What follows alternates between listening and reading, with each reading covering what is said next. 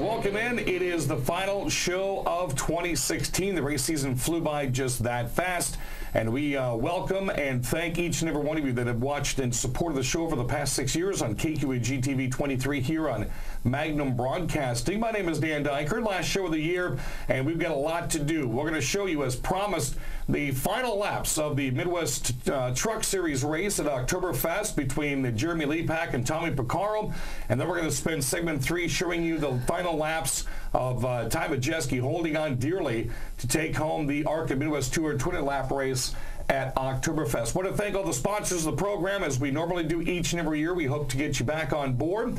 The next show we'll be taping will be during the Crosse Speedway banquet, which is on January 20th at Stony Creek. I want to say tickets go on sale on December 1st, and you need to call the Speedway to make arrangements, 786-1525. We'll keep the Facebook page active throughout the year. People buy, sell, trade cars and parts and make little announcements all the way through. Just look up Seven Rivers Racing KQEG TV on Facebook, and you can add yourself as well. I wanted to close out the season with a guest that I've been trying to get on throughout the year. He kind of made a splash for himself at the Crosse Speedway early this year. Has a lot of family ties in the area, and we want to welcome in the number 28 Hornet driver, and that is Jimmy Bjorkman. Jimmy, how are you, my friend? Pretty good. Good to finally get you into the program. It's kind of incidental how we ran into each other. You were flying to Vegas, and I was at work, and said, hey, let's get this thing done. Mm-hmm. How was Vegas, by the way? Pretty good. Was it hot? Hotter than here, yeah. I figured you'd come back with a tan, because this was like a week ago you were in Vegas. Oh, yeah. Were you testing Cole Trickle's cars? No. Jimmy had a very successful, or to me I would say it was a very successful Hornet season at the Crosse Speedway this year. 16 years old he is, and you've got quite the family ties that you were discussing. Kind of tell our viewers exactly who you're all related to at the racetrack. Well, Tom Lethe, race sportsman, he's my brother, and Danny and Jimmy Gilster, they're my uncles, and Jimmy doesn't race no more, but Danny still races in the Mid-Am series. And have these guys, how did you get encouraged into go racing this year? Just grew up watching all them and always wanted to race, so thought I'd give it a go. So how much help? Tom I've known for many years, Danny and Jimmy Gilster I've known for as long as I've been at the Speedway. How much help did these guys give you to get you into that Honda Civic this year, to get you going? Main help came from my brothers, Mark Lethe too, and Tom. They helped me get it going and helped me work on it all year. Now, Mark had a pretty fast Hornet car there for a while. As a matter of fact, so did Tom. Didn't Mark take Tom's car when Tom was done going to a Sportsman? No, I can't remember how that went. I actually got the one car Mark raced. Okay, okay. Because then Tom went into a Sportsman. I understand he may be going at the Sportsman Series again this year. Mm-hmm. I think he's racing full-time this next year. Good deal, good deal. Good to see the West Salem number 50 out there. It didn't take you too long to get your first win at the Speedway. This is a large Hornet class. Some drivers have been there 7 or 8 years and have never even gotten a heat race win. Talk about that first one you got, because that was within the first couple of weeks of the racing started. Yeah, it was the second week, and actually wrecked the first week, and kind of just came back hoping to try to win it, and I did, so. What, did you expect to get a win that early in your racing career? Not really. I just wanted to, I wanted to, but I didn't expect it, that early. So what are you thinking when you pull into the winner's circle? I was pretty happy for the first time. I always wanted to win a race there, and always wanted to race, so it was pretty special. And then soon after you get the win, Jeff Brown in the Crosse Tribune does a nice little feature story on you. And there's some things in there that were on the kind of on the low side, not growing, not having a father to be able to watch you race. I know that had to have been kind of hard. Yep, kind of, yeah. And some other, there's a lot of things. You're not just a typical 16-year-old kid that went to a scrapyard, got yourself a Hornet car and started racing. There's some other things that you've been dealing with that you sporadically got to race all year. Talk about some of those. Like racing all year? Yeah. Had a lot of bad luck and didn't think get back out some weeks from all the wrecking, but we got back out. And finish the season strong. Yep, feature winner at Oktoberfest. That's pretty cool. I was hoping you were going to say that. I wasn't going to lead you into that. Yeah. You start the year getting your first win 2 weeks in, that's incredible to do right off the bat. And then you do what I think 27 other drivers wanted to do and get an Oktoberfest Feature race win. Talk about the feeling it was to see the checkered flag fly during Fest. Well, it was pretty special since it was Fest, but it was also the first feature win, so that added to it too. So I don't know, it's pretty special all around, first win in Oktoberfest. A lot of family came down and did the winner's circle. I saw that. They were all watching. So how does that kind of catapult you into racing in 2017? I mean, you talk about a way to end a season and kickstart the next season. How about doing it with the feature win, your last race of the season? Build a lot of confidence for next year for sure, after all the bad luck, and ended on a good note. So, what were some of the things that both Mark and Tom were telling you as the season went along? I mean, obviously, if you're in a Hornet, there's going to be wrecks. There's going to be a lot of rubbing. There's going to be a lot of paint trading. What were some of the tidbits of advice they were giving you? They said take your time to get up through the field and be patient and wait for the right time to make a move. Now, do you work on the car? Do those guys work on the car through the season? They help me work on it and stuff. What were some of the challenges that you came across that maybe you didn't realize were going to be a challenge once you started racing? Probably bad luck every week, kind of. Didn't think it would happen every week. Now, let's talk about 2017. What are your plans? Race Hornets again and race full schedule, I guess, yeah. Do you feel having a part-time schedule and a couple wins under your belt this year is really going to help you with a better focus and a better mindset once next year rolls around? Yeah, I kind of know what's going on now. Learned it a little better. So, what's the future? What does Jimmy Bjorkman want to do in the future when it comes to racing? Keep racing, I guess. Obviously not Hornets. Yeah, I don't know. We'll see. Move up maybe. Otherwise, just get comfortable. Well, Jimmy Bjorkman, great kid, great story at the Crosse Speedway, and I know in order to be able to get out there and race as much as you did, you've got some fantastic sponsors that helped you out this year. Talk about those. Well, I got, on the hood, I got Children's Miracle Network, Features and Holman, and I got Jim Dandy's and Shonic Sports, Signal Systems, Weird Machine, and Gilster Farms. It's kind of interesting. You have Children's Miracle Network. What's your connection there? Well, I was born with half a heart, so when I was little, I was kind of with them for the stuff. And hopefully we can get them out next year and have them watch you race. Oh, yeah. That'd be kind of cool. Now, having that health issue, did that stop you from racing at all this year? Did you have any problems with that this year? Nope, man. Just kept going. Nothing wrong with that. And, of course, look at this. I always have these guys come in and represent their race teams, and he's just got weirs top to bottom. Chad and those guys are going to love you. Oh, yeah. I still have a winter coat from Chad from about 3 years ago I haven't picked up. Make sure when you go back, tell him, hey, Diker still wants his coat. Okay. Alrighty. You can find him on Facebook if you want more information. This would be one of the best ways if you want to get into a Hornet. Talk to a young guy that's just doing it now because everything is fresh in his mind. How to pick a line, how to win a race, how to listen to the people that are working with you, how to set a car up, even how to talk to some sponsors.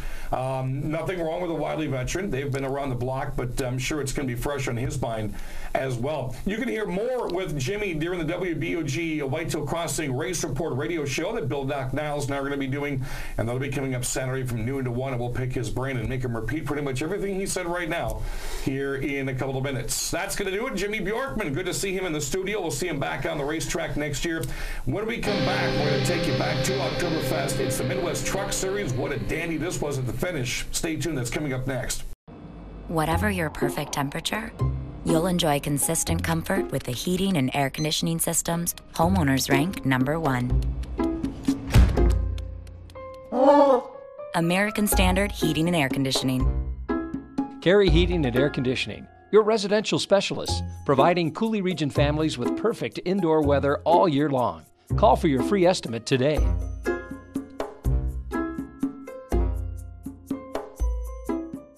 The next time you visit the west coast of Wisconsin, there's a hotel in La Crosse you need to check into. Here's General Manager Roxanne North. We want to treat every guest with the best that we have to offer, and that starts with the front desk all the way through the housekeeping department. My general philosophy in life is I treat my staff the way I want to be treated, and I pass that on, that we treat our guests that way. For reservations, visit the website, settlein.com. People come here, we want them to feel like family. Have you tried the great lunch buffet at Pizza Hut? Monday through Friday, 11 a.m. to 1:30, Pizza Hut in La Crosse and Winona offers you an all-you-can-eat lunch buffet for just $5.99. All the salad, pasta, breadsticks, and of course, delicious piping hot pizza you can eat. How about dinner? Try the triple treat box from Pizza Hut. 2 medium, 1-topping pizzas, an order of breadsticks, and a Hershey's chocolate chip cookie, just $19.99. Pizza Hut in La Crosse and Winona. Call for delivery or order online. Pizza Hut.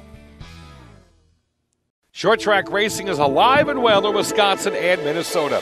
Hi, this is Dan Dyker, The Voice. Join me and Billy Doc Niles each week at noon on Kugel 1460 for Wisconsin's most comprehensive racing report.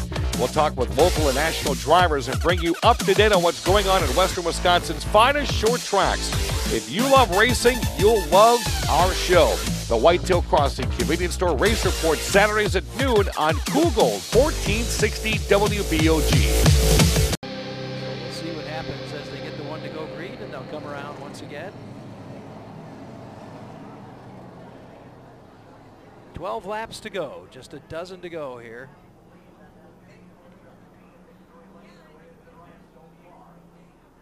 Excellent crowd out here tonight for Friday night of Oktoberfest. All right, pace truck is pulled off. LePack will lead them out of turn 4 to the green. Let's go to our track announcer. Back to green.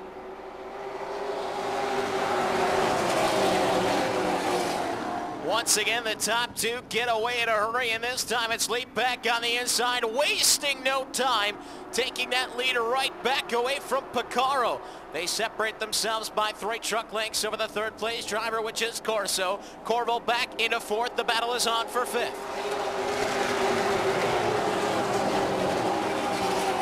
Edwards momentarily on the outside of Bain, decides to tuck it back in line. He'll tag the tailgate of the 28. Nowhere to go, though, as everybody settles back from 3rd through the 7th spot of Rock Christensen.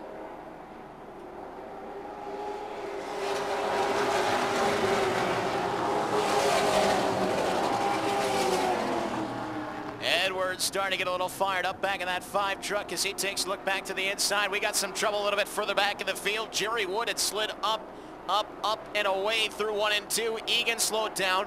Kurt Clevin now slowing down the backstretch. It looks like he will exit.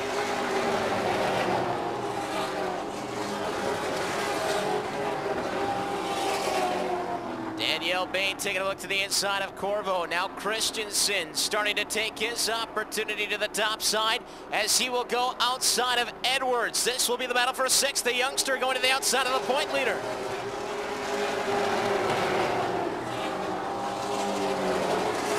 Christensen unable to get it done. Danielle Bain can't make the move on Corvo. Everybody settles out. Now here comes Edwards taking a peek to the outside of Danielle Bain again.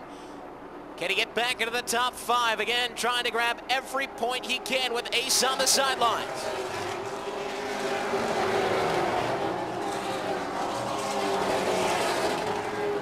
Here's Danielle Bain again down to the inside of Corvo. She might get a little help from Edwards now. It looks like they're both going down to the inside line into 3 and 4. Bain's starting to push ahead now. And then she slides up on a 4. We're almost 3 wide down the front stretch.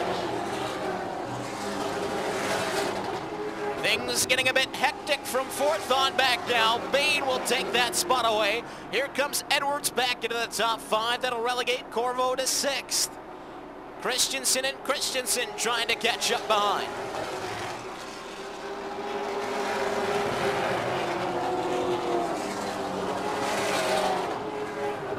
Oh, Danielle Bain has proven to have a pretty fast truck, that 28.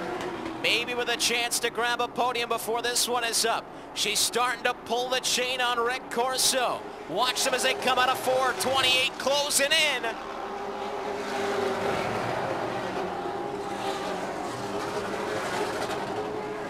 Danielle Bain, a winner at Golden Sand Speedway, back on Labor Day. He's got that 28 truck running real well right now. Edwards not going away either. He's right back on the tailgate. A little tap to the backside of the 28. Just a reminder that he's there.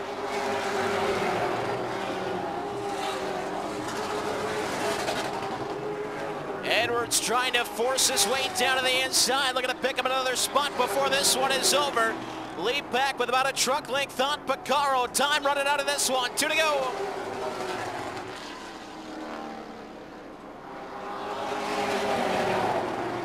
Can Rick Corso hang on for that third spot? Final podium position is on the line. Edwards there, don't count Corvo out of this one either. Jeremy Leapak leads the field back out of the turn to the white flag, 1 to go. Here comes Bain looking to the outside. Piccaro looks to the inside. We got a battle for the lead. We've got a battle for third. Piccaro has pulled it back in on Leapak. One final opportunity coming up here. Takes a look to the inside. A bump. Here comes Piccaro to the inside. He got him. Oh my! Here we go. And now for third, Corso holds on. Oh my!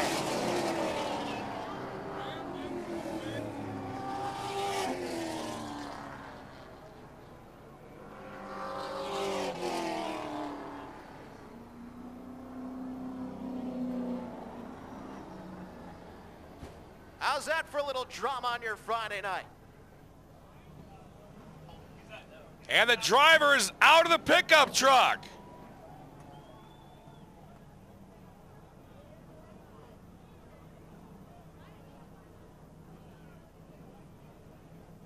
Well, just when you thought Jeremy Leapak. Wow, what a finish to that race. Whoa, it looked like Jeremy Leapak was going to win it. And all of a sudden, out of nowhere, Tommy Piccaro is able to pull ahead, and a big, big finish at the end there. Well, you can tell that was an Oktoberfest race feature. That was a battle of gentlemen that were at 12th and 14th in points. It wasn't like they were going for a Rookie of the Year belt or the Midwest Truck Series Championship. That was 12th and 14th. Going at it for the feature win. Of course, I understand after the Dells last weekend, because Regan May was running the truck that Leapak would have been in. He's still under suspension, probation that is, for the first 2 races of next year, but a truck is being built for Mr. Jeremy Leapak. When we come back, the final laps, Ty Majeski is nervous as all can be. He's driving around nervously. Crew chief, well, Mr. Noodleman is pacing frantically in the pits to watch the ending of this one. That's coming up next on KQEG TV. Short track racing is alive and well in Wisconsin and Minnesota. Hi, this is Dan Diker, The Voice. Join me and Billy Doc Niles each week at noon on Google 1460 for Wisconsin's most comprehensive racing report. We'll talk with local and national drivers and bring you up to date on what's going on in Western Wisconsin's finest short tracks. If you love racing, you'll love our show. The Whitetail Crossing Convenience Store Race Report, Saturdays at noon on Google 1460 WBOG. Have you tried the great lunch buffet at Pizza Hut? Monday through Friday, 11 a.m. to 1:30, Pizza Hut in La Crosse and Winona offers you an all-you-can-eat lunch buffet for just $5.99. All the salad, pasta, breadsticks, and of course, delicious piping hot pizza you can eat. How about dinner? Try the Triple Treat Box from Pizza Hut. 2 medium, 1-topping pizzas, an order of breadsticks, and a Hershey's chocolate chip cookie, just $19.99. Pizza Hut in La Crosse and Winona. Call for delivery or order online. Pizza Hut. The next time you visit the west coast of Wisconsin, there's a hotel in La Crosse you need to check into. Here's General Manager Roxanne North. We want to treat every guest with the best that we have to offer, and that starts with the front desk all the way through the housekeeping department. My general philosophy in life is I treat my staff the way I want to be treated, and I pass that on that we treat our guests that way. For reservations, visit the website, settlein.com. People come here, we want them to feel like family. Whatever your perfect temperature, you'll enjoy consistent comfort with the heating and air conditioning systems homeowners rank #1. American Standard Heating and Air Conditioning. Carey Heating and Air Conditioning, your residential specialists, providing Coulee Region families with perfect indoor weather all year long. Call for your free estimate today.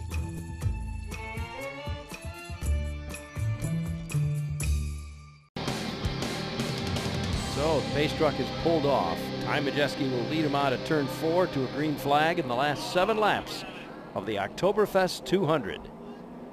Stand by, here we go, back to Eric. Green or no, it's up, we're going.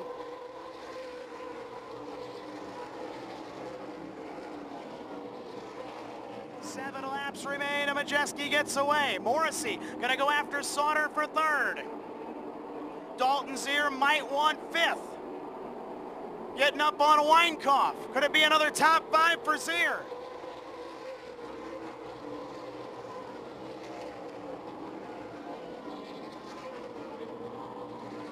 Griffin McGrath could end up in the top 5 of the 64, all the way from deep in the field, from 21st starting spot.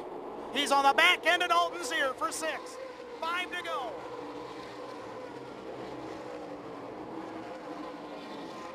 Five laps to go for Ty Majeski. Begins to go to the whip on Danny Fredrickson. Morrissey within a car length of Sauter for third. Andrew Morrissey looking for a big end to his year. For 6th, McGrath to the inside of Zier.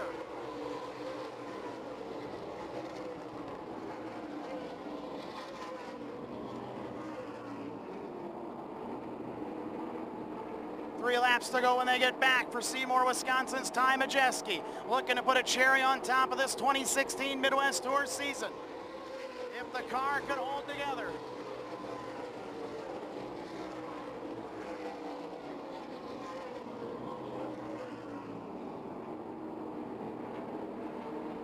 Tommy White's giving him the 2-lap signal. 2 to go for Majeski and Fredrickson and Johnny Sauter.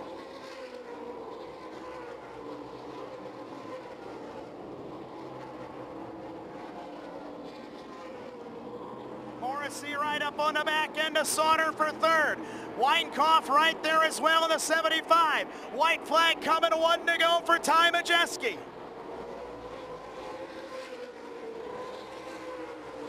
Morrissey on Sauter. Trouble in turn 4, big pileup over in the 4th corner. The white flag was initially waved.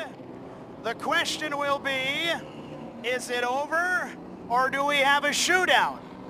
That is the question. Boy, big pile up. Barstad was in there. Cole Anderson was in there. I don't know that everybody got to the white. So we might have us a good old-fashioned green-white checker to determine fest. Don't go anywhere. If you went to the parking lot, you may want to come back.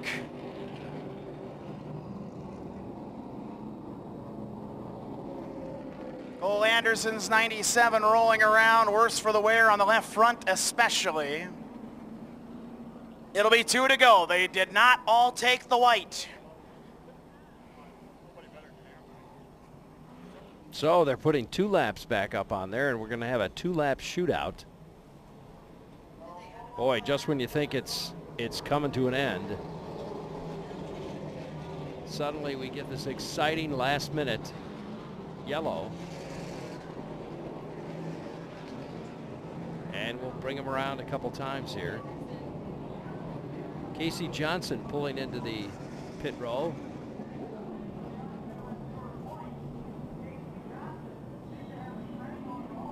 I don't know if he's done or if he's some damage on that front panel. They're going to try and pull it out, I think.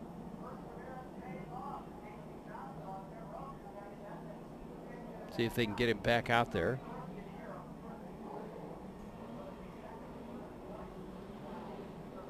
Cole Anderson moving to the back of the field. They're instigating that yellow flag. All right, they're getting 1 to go. The 1 to go signal. 2 laps.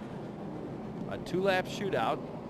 Anderson pulling back out onto the track. Johnson pulling back out onto the track. So here we go, folks, a 2-lap shootout. Ty Majeski leads them to the green flag. Let's go to Eric. I don't think we're going to go quite yet. Nope. No way.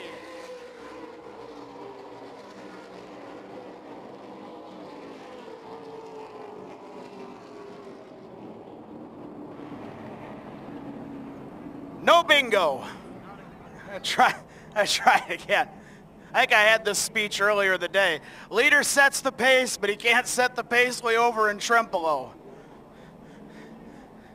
That's a town over there for those of you that don't know. I wouldn't want the 36 on my bumper either.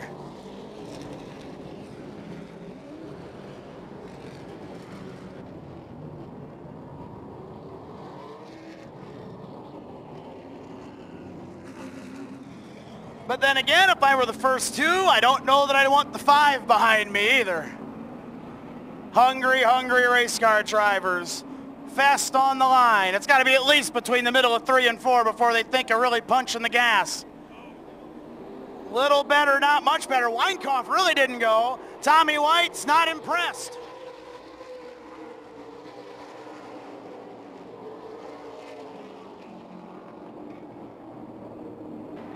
We might be restarting this all day.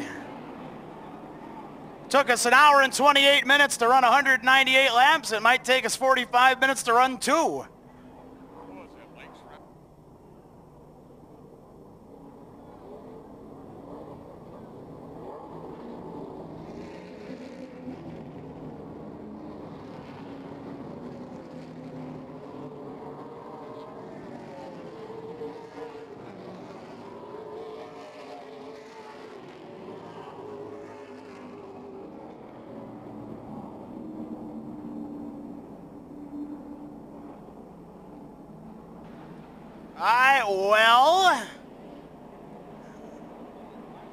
I think that's I'd take it.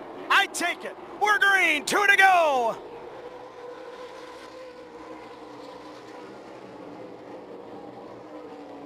For third, Morrissey took a shot at Sauter. Sauter holds third. Sear on the back bumper of Weinkauf. Weinkauf wants to hold 5th. McGrath from 21st and 7th.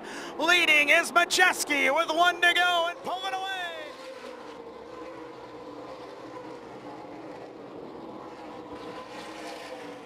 Majeski runs off in a second corner, gets away. They've all taken the white flag. They'll come to checkers next. For the first time in his career, Ty Majeski is an Oktoberfest champion. He caps off an incredible year. Second, Dan Fredrickson. Third spot goes to Johnny Sauter. Well, once again, that is a complete wrap as we've done the past 6 years. Oktoberfest always keeps the back end of all of our racing shows as we head into the end of October. Again, keep watching the Facebook page for the 2017 race season. Anything that comes down from the Crosse Speedway or area racetracks, so be sure to update that. If you got something to buy, sell, or trade, I should have a commission off this. As much stuff that's gone through my Facebook in the past 4 or 5 years has been incredible. I want to thank Jimmy Bjorkman for joining us on the program. Watch him in the Action Track Quarter Mile next year. And, of course, without all my fantastic sponsors that have stayed with the program this many years, we wouldn't be able to give you all the short track racing and more. A lot of interviews coming up at the La Crosse Speedway Banquet this year. That'll be the first shows coming up in April. I want to thank my producer, Jess. He's done a great job this year uploading shows to the YouTube page, Seven Wars Racing, and keeping the cameras on us, and also station manager Rick Wilson as well. Until 2017, support your short tracks. I'll see you at some area smokers. Have a great winter. Oh, here we go!